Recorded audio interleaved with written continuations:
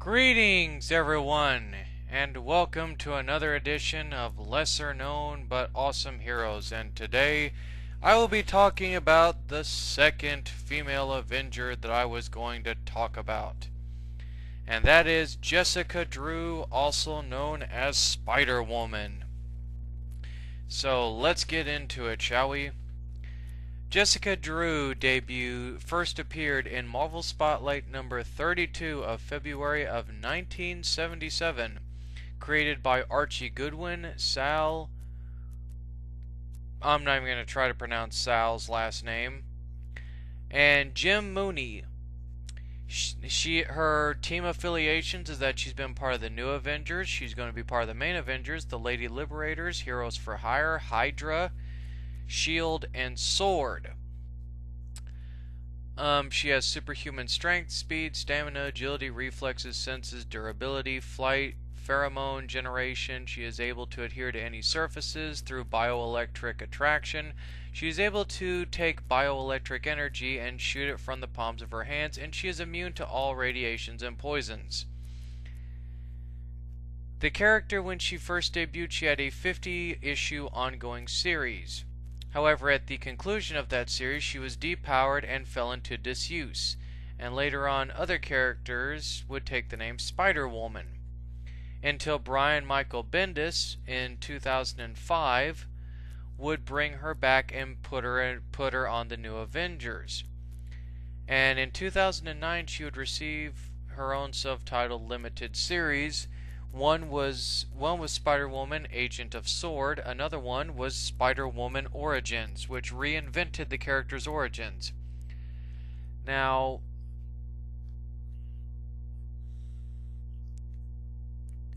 pretty much. Now, originally in her origins, she was born in London, England, and at a very early age was lethally poisoned by radiation while living near her home in Mount Woondagar in Transylvania. In an attempt to save her life, her father injected her with an experimental serum based on irradiated spider's blood. Because the serum did not have any appropriate effect on her, a man who would come to be known as the High Evolutionary, Herbert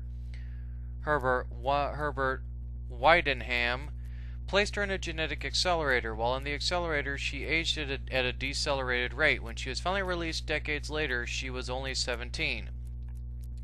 She would grow up under the care of Lady Bova, who was one of the High Evolutionary's new men. She cared for and received the equivalent of a high school education. She would eventually leave when she did not appear to fit in. Her first few years were confusing, living amongst other humans. Eventually, Hydra, under the control of Count Otto Vermis, would find and recruit her as an agent. Through brainwashing and manipulation, she was convinced that she was not human but an evolved spider. During this time, she would go under the alias Arachne, and as a Hydra agent, would battle and try to assassinate Nick Fury and also destroy S.H.I.E.L.D. It wasn't until she found out Hydra's true nature that she quit and turned on them, and would eventually be involved in the fatal crash that would kill, Otto Vermis. However, Brian Michael Bendis' Spider-Woman Origins completely retcons this whole entire origin, as these elements are taken out, as certain elements are taken out, for example, the genetic accelerator and the spider blood serum. Instead, her powers were conceived from the time that she was in her mother's womb, where her mother was hit with a laser based on genetically spliced with all the different DNAs of various spiders. And on top of that, her parents would mysteriously disappear. She would be recruited under Hydra under false pretenses. She would be made into a formidable fighter/assassin who was trained and mentored by the Taskmaster. And she would be schooled in many different martial arts and would have several and more than 7 different fighting styles out of his own arsenal. In this retelling, Otto Vermis, who originally recruited her into Hydra, was a rather old retired Hydra agent who she seduced to gain information that would lead her to her mother. In addition, they modify her mother's name, that they moved to the mountain prior to her conception. However, She would later be raised by her nanny Bova, who was actually human in appearance, as well as her mother. Her father never found uranium on their land, unlike in the original Origin.